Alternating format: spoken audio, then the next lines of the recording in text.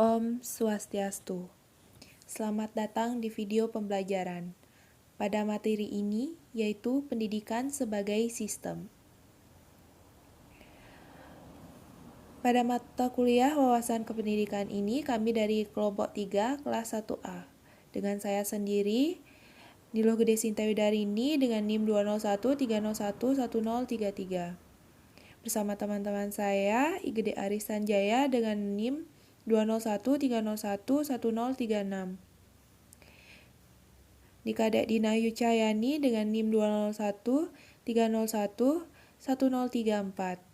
Dan Tuayu Candi Prada dengan NIM 201 301 1037. Adapun hal yang akan kami bahas pada materi pendidikan sebagai sistem ini yaitu yang pertama, pengertian pendidikan dan sistem. Yang kedua, komponen-komponen pendidikan. Dan yang ketiga, analisis terhadap pendidikan sebagai sistem. Pengertian pendidikan yaitu ada beberapa pengertian.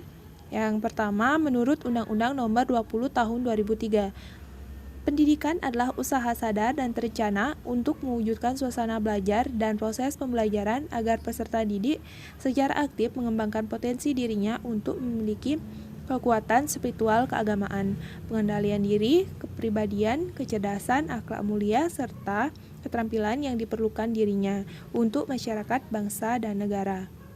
Yang kedua, pengertian pendidikan secara etimologi. Arti pendidikan berasal dari bahasa Inggris yaitu education, di mana dari bahasa Latinnya yaitu eductum, dengan artian kata yaitu sebuah proses perkembangan dari dalam keluar, kemudian kata duco dengan artian yang sedang berkembang. Selanjutnya, pengertian secara terminologi. Menurut Kamus Besar Bahasa Indonesia, pengertian pendidikan adalah sebuah proses ataupun tahapan dalam pengubahan sikap serta etika maupun tata laku seseorang atau kelompok dalam meningkatkan pola pikir manusia melalui pengajaran dan pelatihan serta perbuatan yang mendidik. Hal ini berkaitan dengan tujuan bahwa arti pendidikan bukan hanya sebagai proses ataupun sistem transfer knowledge saja, akan tetapi sebagai proses pengubahan etika, norma, ataupun akhlak dari setiap peserta didik. Selanjutnya, adapun beberapa pengertian menurut pakar pendidikan. Yang pertama, Ki Hajar Dewantara.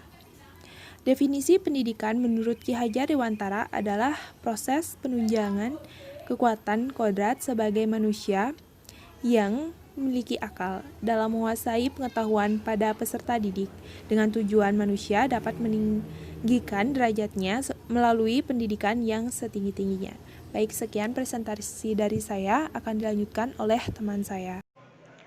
Terima kasih atas kesempatan yang diberikan kepada saya. Di sini saya akan melanjutkan materi terkait pengertian pendidikan menurut pakar pendidikan.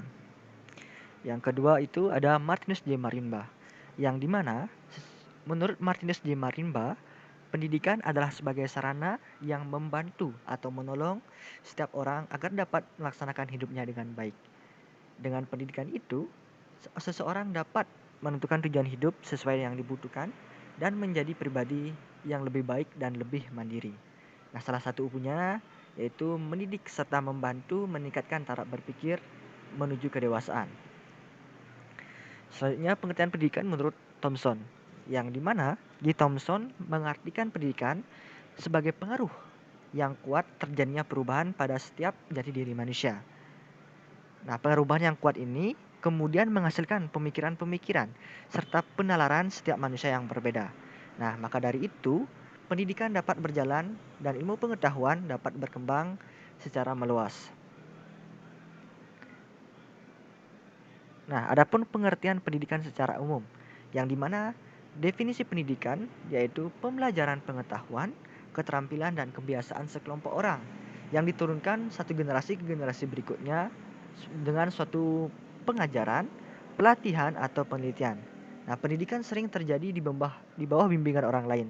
Nah, tetapi juga memungkinkan pendidikan itu dapat dipelajari secara otodidak, yang dimana pendidikan adalah usaha memanusiakan manusia. Pendidikan bermaksud membantu untuk menumbuh kembangkan potensi-potensi kemanusiaan yang dimiliki oleh setiap individu. Itu beberapa pengertian pendidikan. Selanjutnya, pengertian sistem. Nah, secara etimologi sendiri, sistem berasal dari bahasa Latin, yaitu sistema, dan berasal dari bahasa Yunani, yaitu sustema, yang dimana dari kata sistema dan sustema tersebut dapat dijadikan sebagai suatu kesatuan yang terdiri atas komponen atau elemen yang dihubungkan bersama untuk memudahkan aliran informasi, materi, atau energi untuk mencapai suatu tujuan. Nah, istilah sistem ini sering digunakan untuk menggambarkan suatu intensitas yang berinteraksi, di mana suatu model matematika sering kali dibuat. Nah, selanjutnya pengertian sistem menurut para ahli. Yang pertama itu menurut Arimin Rahman, di mana Arifin Rahman mengatakan bahwa sistem dalam kamus besar Webster New College Dictionary menyatakan bahwa kata sin dan histania berasal dari bahasa Yunani, yang artinya menempatkan bersama. Sehingga menurut Arifin Rahman bahwa pengertian sistem itu adalah sekumpulan beberapa pendapat atau collection of opinions atau prinsip-prinsip dan lain-lain yang telah membentuk satu kesatuan yang saling berhubungan antar satu sama lain, berinteraksi dalam satu kesatuan. Sekian dari saya. Selanjutnya materi akan dilanjutkan oleh teman saya. Perkenalkan, nama saya Nikade Dina Aijahyani dengan NIM 2013-011034. Di sini saya akan melanjutkan presentasi dari teman saya.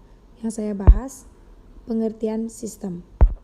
Pengertian sistem menurut Ludwig von Bertalanffy adalah suatu kumpulan unsur yang berada pada kondisi yang saling berinteraksi. Secara umum, sistem adalah suatu kumpulan objek atau unsur-unsur atau bagian-bagian yang memiliki arti berbeda-beda yang saling memiliki hubungan, saling bekerja sama, dan saling mempengaruhi satu sama lain serta memiliki keterikatan pada rencana atau plan yang sama dalam mencapai suatu tujuan tertentu pada lingkungan yang kompleks. Sistem adalah kumpulan komponen yang saling berinteraksi untuk mencapai tujuan yang diinginkan. Maksud dari pendidikan sebagai suatu sistem adalah pendidikan sendiri terdiri dari elemen-elemen atau unsur-unsur pendidikan yang dalam kegiatannya saling terkait secara fungsional sehingga merupakan satu kesatuan yang terpadu dan diharapkan dapat mencapai tujuan.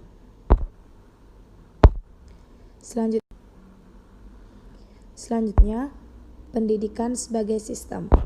Yang pertama ada sistem pendidikan secara mikro.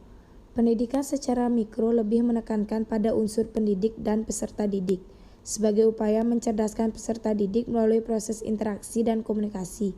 Oleh karena itu, fungsi pendidik adalah sebagai penyampai materi melalui kegiatan pembelajaran di kelas maupun di luar kelas. Yang kedua ada sistem pendidikan secara makro. Sistem pendidikan menyangkut berbagai hal atau komponen yang lebih luas lagi, yaitu sebagai berikut. Yang pertama ada input atau masukan, berupa sistem nilai dan pengetahuan, sumber daya manusia, masukan instrumental berupa kurikulum, silabus, dan lain-lain. Yang kedua ada proses, yaitu segala sesuatu yang berkaitan dengan proses belajar atau proses pembelajaran di sekolah maupun di luar sekolah. Yang ketiga ada keluaran atau output, yaitu hasil yang diperoleh pendidikan bukan hanya terbentuknya pribadi yang memiliki pengetahuan, sikap, dan keterampilan sesuai yang diharapkan. Selanjutnya, komponen-komponen peserta didik. Yang pertama ada tujuan pendidikan. Tingkah laku manusia secara sadar maupun tidak sadar tentu berarah pada tujuan. Demikian juga halnya tingkah laku manusia yang bersifat dan bernilai pendidikan. Keharusan terdapatnya tujuan pada tindakan pendidikan didasari oleh sifat ilmu pendidikan yang normatif dan praktis. Tujuan umum pendidikan tergantung pada nilai-nilai dan pandangan hidup tertentu. Pandangan hidup yang menjiwai tingkah laku manusia akan menjiwai tingkah laku pendidikan dan sekaligus akan menentukan tujuan pendidikan manusia. Selanjutnya yang kedua ada peserta didik. Peserta didik sangat menunjang dalam proses pendidikan dengan perkembangan konsep pendidikan yang tidak hanya terbatas pada usia sekolah saja memberikan konsekuensi pada pengertian peserta didik. Kalau dulu orang mengasumsikan peserta didik terdiri dari anak-anak pada usia sekolah, Maka sekarang peserta didik dimungkinkan termasuk juga di dalamnya orang dewasa. Presentasi selanjutnya dilanjutkan oleh teman saya. Saya, Dwi Candi Prada, akan melanjutkan presentasi. Komponen-komponen pendidikan. 3. Pendidik. Salah satu komponen penting dalam pendidikan adalah pendidik. Terdapat beberapa jenis pendidik dalam konsep pendidikan sebagai gejala kebudayaan yang tidak terbatas pada pendidik di sekolah saja. Ditinjau dari lembaga pendidikan, muncullah beberapa individu yang tergolong pada pendidik. Guru sebagai pendidik dalam lembaga sekolah, orang tua sebagai pendidik dalam lingkungan keluarga, dan pimpinan masyarakat baik formal maupun non-formal sebagai pendidik di lingkungan masyarakat. 4. Metode pendidikan. Dalam interaksi pendidikan, tidak terlepas dari metode atau bagaimana pendidikan dilaksanakan. Terdapat beberapa metode yang biasa digunakan, antara lain metode diktatoral. Metode diktatoral adalah suatu metode di mana interaksi pendidik dan peserta didik didominasi oleh pendidik. Pendidik menentukan segalanya. Metode ini dilakukan apabila peserta didik masih banyak memerlukan bimbingan dan bantuan. Namun, jika peserta didik sudah mulai mandiri, penggunaan metode ini dapat dikurangi.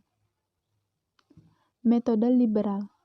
Metode liberal adalah metode di mana lebih banyak memberi kebebasan kepada peserta didik, sehingga dengan kebebasan dapat mengembangkan kreativitas peserta didik. Dan metode demokratis. Metode demokratis adalah suatu metode di mana hubungan antara pendidik dan peserta didik yang terjadi dua arah. 5. Isi pendidikan atau materi pendidikan. Isi pendidikan memiliki kaitan yang erat dengan tujuan pendidikan. Untuk mencapai tujuan pendidikan, perlu disampaikan kepada peserta didik isi atau materi yang biasanya disebut kurikulum dalam pendidikan formal. 6. Lingkungan pendidikan. Lingkungan pendidikan meliputi segala segi kehidupan atau kebudayaan. Hal ini didasarkan pada pendapat bahwa pendidikan sebagai gejala kebudayaan yang tidak membatasi pendidikan pada sekolah saja. 7. Alat dan fasilitas pendidikan. Alat dan fasilitas pendidikan sangat dibutuhkan dalam proses pendidikan. Dengan adanya fasilitas-fasilitas pendidikan, maka proses pendidikan akan berjalan dengan lancar, sehingga tujuan pendidikan akan mudah dicapai. Analisis terhadap pendidikan sebagai sistem. Pendidikan sebagai suatu sistem terdiri atas komponen-komponen yang saling berkaitan satu dengan yang lain. Apabila salah satu komponen mengalami masalah, maka akan berpengaruh pada komponen yang lain. Agar terlaksana masing-masing fungsi yang menunjang usaha pencapaian tujuan, di dalam suatu sistem diperlukan bagian-bagian yang akan melaksanakan fungsi tersebut. Bagian suatu sistem yang melaksanakan fungsi untuk menunjang usaha mencapai tujuan sistem disebut komponen. Dengan demikian, jelas bahwa sistem itu terdiri atas komponen-komponen dan masing-masing komponen itu memiliki fungsi khusus.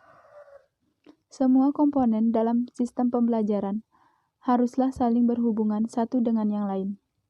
Sebagai misal, dalam proses pembelajaran disajikan penyampaian pesan melalui media, maka diperlukan adanya aliran listrik untuk membantu menyalakan atau menghidupkan media tersebut. Sekian video presentasi dari kelompok 3.